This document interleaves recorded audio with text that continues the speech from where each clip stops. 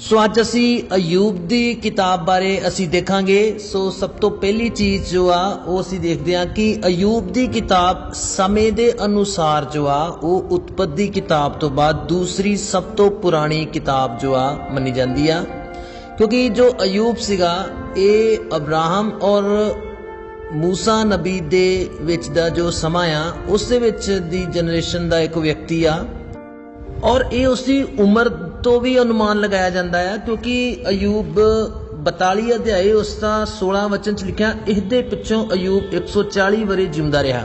मतलब जो परमेश्वर ने उसनों नवे सिरे तो बहाल किया तो उस तो बाद 140 साल होर जिंदा रहा और जो कुल उम्र आ 210 साल मनी जाती है अयूब की। हालांकि बाइबल में कुल उम्र दर्ज नहीं आ पर फिर भी अनुमान लगाया जाता है। सो अब्राहम की पीढ़ी के समय विच ही जो आ लगभग इन्नी उम्र जो है एक व्यक्ति भोग के मरदा सीगा, जिस तरह कि अब्राहम 175 साल का होकर मरिया। हालांकि सानू कुछ प्रमाण इस प्रकार के मिलते हैं जिस तो सानू पता चलता है कि अयूब जो आ ठीक अब्राहम के समय का व्यक्ति नहीं सी, बल्कि अब्राहम तो कुछ पीढ़ियां बाद का व्यक्ति सी। और ये चीज़ सानू पता चलती है जदों असी अयूब के जो दोस्त सीगे अलिफस तिमानी और बिलदद सुही। सो ये दोनों दे जो असी नाम देखते हैं सानू पता चलता है किस वंश चों सीगे। सो उहदे लई असी देखते हैं पहला इतिहास उसका पहला अध्याय उसका 32 आयत विच अब्राहम दे उन्हां 6 बच्चों का जिक्र होंदा आ जो कटूरा नाम की एक औरत तो पैदा होंदे आ। और इस जगह ते लिखा अब्राहम की सुरीत कटूरा दे पुत्र। और इन्हां दे नाम जो असी पढ़ते हैं उस दे विच होंदा शूआ नाम का एक बच्चे का नाम होंदा शूआ। और यही व्यक्ति आ जिसका अगे वंश जो आ सूही लोग होए आ, जिन्हां विचों एक सीगा बिलदद सूही। जदों असी अलिफस तिमानी बारे देखते हैं कि वह किहड़े वंश चों सीगा, सो उहदे लई असी देखते हैं एक दा 34 तो लैके 36 वचन च लिखिया इसाऊ दे पुत्र अलीफास और अलीफास दे पुत्र तिमान। सो कहने का भाव किया कि अब्राहम दा पोतरा सीगा इसाऊ और अगे इसाऊ दा पोतरा सी तिमान और ये तिमान वंश चों सीगा अयूब दा मित्र अलिफस तिमानी। सो इन्हां वंशावली तो सानू पता चलता है कि अयूब दे मित्र अब्राहम वंश चों सी, जो कि अब्राहम तो कुछ पीढ़ियां बाद होया। इसी प्रकार सानू पता चलता है कि अयूब भी अब्राहम तो कुछ पीढ़ियां बाद दा एक व्यक्ति सी। और वो इलाका जिथों दा अयूब रहन वाला सी जिसनों ऊस दा देश कहा गया है, इसकी एग्जैक्ट लोकेशन जो आ वो तो अज्ञात आ, पर अनुमान लगाया जाता है कि या तो ये सीरिया देश विच अज या जॉर्डन देश विच आ, पर फिर भी ये अनुमान है, इस बारे पक्के तौर पर नहीं किया जा सकता। और अयूब दे जो माल डंगर का जिक्र बाइबल विच किया गया है वह 7000 भेडां 3000 ऊंट 500 जोड़ी बलद 500 गद्दियां अते उहदे बहुत सारे नौकर चाकर सन। सो ये उसके माल डंगर का जो वेरवा इस जगह ते दिता गया है। और परमेश्वर जो आ अयूब दे बारे की अपना विचार पेश करता है शैतान के सामने स्वर्गदूतां के सामने। सो उस दे विच 5 चीज़ां होंदियां। सब तो पहली पृथ्वी उत्ते उसते वर्गा कोई नहीं, दूसरी वो एक पूरा मनुष्य आ, तीसरा वो एक खरा व्यक्ति आ और चौथा खुदा तो डरन वाला आ और पंजवा वो बदी तो जो आ परे रहिंदा आ। सो ये परमेश्वर ने अपनी एक स्टेटमेंट दी अयूब दे बारे। और अयूब दी जो प्रीख्या आ ये 2 हिस्सियां दे विच हुंदी आ। पहला हिस्सा जदों शैतान जो आ अयूब दी वफादारी या उसते जो धार्मिकता वाला जो जीवन सीगा उसके उत्ते एक सवालिया निशान खड़ा करता आ, ये बोल के कि वो सिर्फ इसलिए परमेश्वर तो डरदा आ क्योंकि उन्होंने खुदा ने बहुत सारी बरकत दी आ, धन दौलत दिता है। सो उस समय परमेश्वर जो आ सारा कुछ उसके हथ विच कर दिंदा आ। सो ये उसकी पहली प्रीख्या सीगी। और इस दे विच जो आ शैतान उसका सब कुछ बर्बाद कर दिंदा आ, पर इस बारी बिल्कुल उसके हथ निराशा ही लगती आ, क्योंकि अयूब जो आ अपनी खरियाई ते जो आ बिल्कुल खड़ा रहिंदा आ।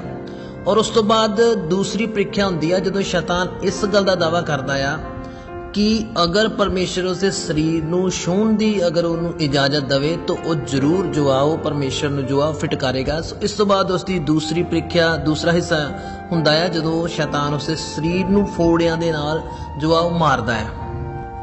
ਔਰ ਅਯੂਬ ਦੀ ਜੋ ਦੁਰਦਸ਼ਾ ਹੋ ਜਾਂਦੀ ਆ, ਇਹ ਸੁਣ ਕੇ ਉਸਦੇ 3 ਦੋਸਤ ਜਿਹੜੇ ਆ ਉਹ ਵੱਖ-ਵੱਖ ਇਲਾਕਿਆਂ ਤੋਂ ਅਯੂਬ ਦੇ ਕੋਲ ਆਉਂਦੇ ਆ, ਜੋ ਕਿ ਅਲਫਸ ਤਿਮਾਨੀ, ਬਿਲਦਤ ਸੂਹੀ ਔਰ ਸੋਫਰ ਨਾਮਾਤੀ। ਸੋ ਇਹ 3 ਮਿੱਤਰ ਜਦੋਂ ਉਸਦੇ ਕੋਲ ਆਉਂਦੇ ਆ, ਸੋ ਉਸਦੀ ਹਾਲਤ ਦੇਖ ਕੇ ਉਹ 7 ਦਿਨ ਔਰ ਰਾਤਾਂ ਜੋ ਆ ਉਹ ਅਯੂਬ ਦੇ ਕੋਲ ਬੈਠੇ ਰਹਿੰਦੇ ਆ, ਪਰ ਉਹਨਾਂ ਦੀ ਇਹ ਵਿੱਚ ਹਿੰਮਤ ਨਹੀਂ ਹੁੰਦੀ ਕਿ ਉਹ ਅਯੂਬ ਦੇ ਨਾਲ ਕੁਝ ਗੱਲ ਕਰ ਸਕਣ। ਔਰ ਅਯੂਬ ਦੇ ਲਈ ਜਦੋਂ ਉਹ ਪੀੜ ਸਹਿਣ ਤੋਂ ਬਾਹਰ ਹੁੰਦੀ ਉਹਨੂੰ ਨਜ਼ਰ ਆਉਂਦੀ ਆ, ਸੋ ਉਸ ਸਮੇਂ ਅਯੂਬ ਜੋ ਆ ਕਿਸ ਪ੍ਰਕਾਰ ਦੀਆਂ ਗੱਲਾਂ ਬਿਆਨ ਕਰਦਾ ਆ। ਸੋ ਸਭ ਤੋਂ ਪਹਿਲੀ ਅਸੀਂ ਚੀਜ਼ ਦੇਖਦੇ ਹਾਂ ਕਿ ਅਯੂਬ ਆਪਣੇ ਜਨਮ ਦੇ ਉੱਤੇ ਸ਼ਰਾਪ ਦੇਣਾ ਵੀ ਸ਼ੁਰੂ ਕਰ ਦਿੰਦਾ ਆ। 30ਵੇਂ ਅਧਿਆਇ ਦੇ ਵਿੱਚ ਅਸੀਂ ਦੇਖ ਸਕਦੇ ਹਾਂ। ਔਰ ਉਸ ਤੋਂ ਬਾਅਦ ਅਸੀਂ ਦੇਖਦੇ ਹਾਂ ਕਿ ਉਹ ਆਪਣੇ ਮਿੱਤਰਾਂ ਦੇ ਸਾਹਮਣੇ ਆਪਣੇ ਦੁੱਖ ਨੂੰ ਬਿਆਨ ਕਰਨ ਦੀ ਜਿਹੜੀ ਆ ਇੱਕ ਕੋਸ਼ਿਸ਼ ਕਰਦਾ ਆ। ਅਯੂਬ 6 ਅਧਿਆਏ ਉਸ ਦਾ 2 ਔਰ 3 ਵਚਨ ਨੂੰ ਅਸੀਂ ਪੜ੍ਹਦੇ ਹਾਂ। ਇਸ ਜਗਤ ਲਿਖਿਆ, ਕਾਸ਼ ਕਿ ਮੇਰੀ ਤਕਲੀਫ ਚੰਗੀ ਤਰ੍ਹਾਂ ਤੋਲੀ ਜਾਂਦੀ ਅਤੇ ਮੇਰੀ ਸਾਰੀ ਬਿਪਤਾ ਤੱਕੜੀ ਵਿੱਚ ਰੱਖੀ ਜਾਂਦੀ। ਹੁਣ ਤਾਂ ਉਹ ਸਮੁੰਦਰ ਦੀ ਰੇਤ ਨਾਲੋਂ ਵੀ ਭਾਰੀ ਹੁੰਦੀ, ਇਸ ਲਈ ਮੇਰੀਆਂ ਗੱਲਾਂ ਜੋਸ਼ ਵਾਲੀਆਂ ਸਨ।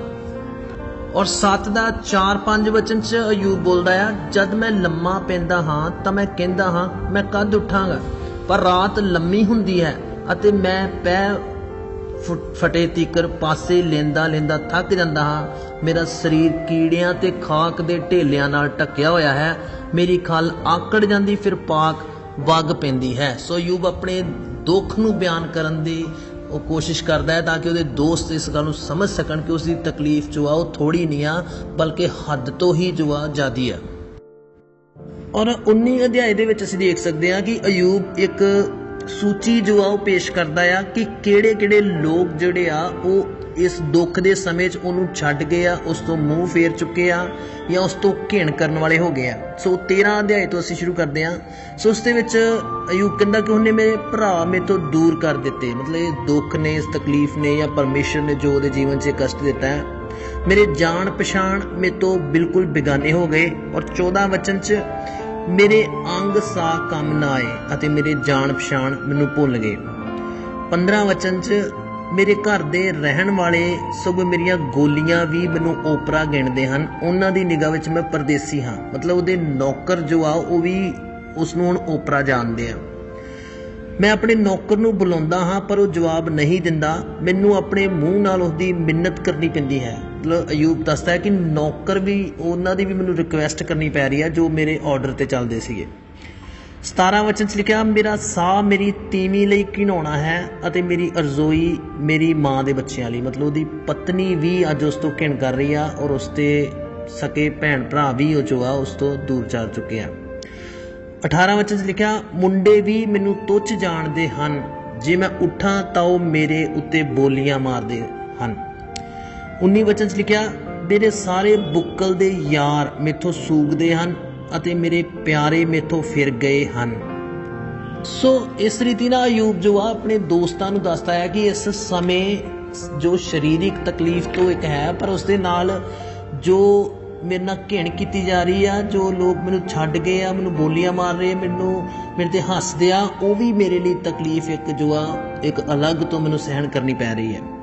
ਔਰ 29 ਅਧਿਆਏ ਵਿੱਚ ਅਸੀਂ ਦੇਖਦੇ ਹਾਂ ਕਿ ਅਯੂਬ ਜੋ ਆ ਉਹ ਆਪਣੀ ਜੋ ਪਿਛਲੇ ਸਮੇਂ ਦੀ ਖੁਸ਼ਹਾਲੀ ਦਾ ਜੋ ਸਮਾਂ ਸੀਗਾ ਉਸਨੂੰ ਜੋ ਆ ਉਹ ਯਾਦ ਕਰਦਾ ਆ, ਉਸਨੂੰ ਬਿਆਨ ਕਰਦਾ ਹੈ ਕਿ ਉਹ ਸਮਾਂ ਉਸਦਾ ਕਿਸ ਪ੍ਰਕਾਰ ਦਾ ਸੀਗਾ। ਸੋ 29 ਦਾ 2 ਵਚਨ ਦੇ ਵਿੱਚ ਬੋਲਦਾ ਹੈ ਕਿ ਕਾਸ਼ ਕਿ ਮੈਂ ਹੁੰਦਾ ਜਿਵੇਂ ਪ੍ਰਾਚੀਨ ਮਹੀਨਿਆਂ ਵਿੱਚ, ਜਿਵੇਂ 19 ਦਿਨੀ ਜਦ ਪਰਮੇਸ਼ਵਰ ਮੇਰੀ ਪਾਲਣਾ ਕਰਦਾ ਸੀ। ਔਰ ਇਸ ਅਧਿਆਏ ਦੇ ਅਖੀਰ ਵਿੱਚ ਉਹ ਬੋਲਦਾ ਆ, ਮੈਂ ਉਹਨਾਂ ਦਾ ਰਾਹ ਚੁਣਦਾ ਸਾਂ ਅਤੇ ਪ੍ਰਮੁੱਖ ਹੋ ਕੇ ਬਹਿੰਦਾ ਸਾਂ ਅਤੇ ਅਜਿਹਾ ਵਸਦਾ ਜਿਵੇਂ ਫੌਜ ਵਿੱਚ ਰਾਜਾ, ਉਸ ਵਾਂਗੂ ਜਿਹੜਾ ਸੋਗੀਆਂ ਨੂੰ ਤਸੱਲੀ ਦਿੰਦਾ ਹੈ। ਔਰ ਇੱਥੇ ਉਹ ਆਪਣੇ ਪੁਰਾਣੇ ਦਿਨਾਂ ਨੂੰ ਯਾਦ ਕਰਦਾ ਹੋਇਆ ਉਹ ਦੁਖੀ ਹੁੰਦਾ ਆ ਕਿ ਮੇਰੇ ਪਹਿਲੇ ਦਿਨ ਜੋ ਆ ਇਸ ਪ੍ਰਕਾਰ ਦੇ ਸੀ।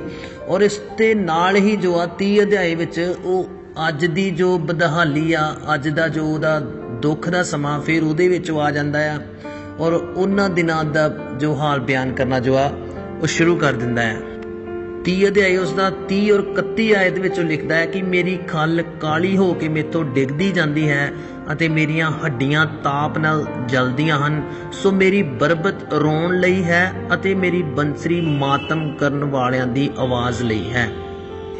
और इस तो अगे ਅਸੀਂ देखते हैं कि अयूब ਦੇ ਤਿੰਨੋਂ ਮਿੱਤਰ ਜੋ ਆ ਉਹ ਵਾਰੀ-ਵਾਰੀ ਬੋਲਦੇ ਆ और अयूब ਨੂੰ ਕਾਫੀ ਗੱਲਾਂ ਸਮਝਾਉਣ ਦੀ ਕੋਸ਼ਿਸ਼ ਕਰਦੇ ਆ और ਜਿਸ ਦੇ ਵਿੱਚ ਕਿ ਅਲੀਫਸ ਤਿਮਾਨੀ 3 ਵਾਰੀ ਬੋਲਦਾ ਆ और उसकी 3 स्पीच सानू मिलती है। चौथा और 5वें अध्याय विच पहली स्पीच और 15 विच दूसरी और 22 अध्याय विच जो है उसकी तीसरी स्पीच जो है सानू मिलती है।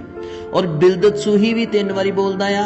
8 अध्याय 18 अध्याय और 25 अध्याय 3 स्पीच जो है सानू बिलदत सूही की मिलती है। और सोफर नमाती जो है वो 2 बारी बोलता है 11 अध्याय और दूसरी बार 20 अध्याय विच।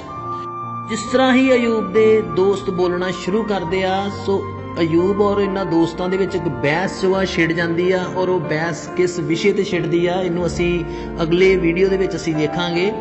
और जिस समय ये बहस खत्म हो जाती है अयूब और उसके दोस्त बिल्कुल शांत हो जाते हैं उस समय एक नौजवान जो उन्होंने पास खड़ा सीगा उसका नाम सी अलीहू। और जिस समय अलीहू नू लगता है कि उसके तीनों दोस्त जो आ वो अयूब नू जो आ संतुष्ट नहीं कर सके उसदियां गल्लां दा जवाब नहीं दे सके उस समय अलीहू अगे आउंदा है कि हाँ मैं जो आ अयूब नाल जो आ गल करांगा। सो उस समय अलीहू बोलना शुरू करता है 32 अध्याय तो और 37 अध्याय तक लगातार अलीहू जो आ बोलता है। और उस तो बाद परमेश्वर खुद जो आ एक वाव रोले दे विचों अयूब नाल गल करदा है अयूब नूं निरुत्तर करदा है कुछ गल्लां दे विच। जिस तो बाद अयूब पछताउंदा है कुछ गल्लां जो उन्हें बोलियां सी इन्हां दे बारे असी अगले वीडियो दे विच अगले भाग विच असी देखांगे। और अयूब जो आ वो पश्चाताप करदा है परमेश्वर दे अगे जो कुछ गल्लां उन्हें बोलियां और परमेश्वर जो आ वापस अयूब नूं फिर तो बहाल करदा है उन्होंने दुगनी आशीष जो आ वो दिंदा है। सो ये असी अयूब की किताब बारे कुछ बेसिक चीज़ां असी सीखियां और अगले वीडियो दे विच असी देखांगे कि अयूब के तीनों मित्र जो आ वो किस विषय ते अयूब नूं टारगेट करते आ और अयूब उन्हां नूं किस प्रकार उत्तर दिंदा आ और इन्हां दा जो एक बहस का विषय की सीगा और अयूब नूं क्यों पश्चाताप करना पैंदा है परमेश्वर दे अगे। सो ये सारिया चीज़ों को असी अगले भाग में सीखांगे। सो प्रभु इस वचन के राही सानू बहुत सारी आशीष देवे। आमीन।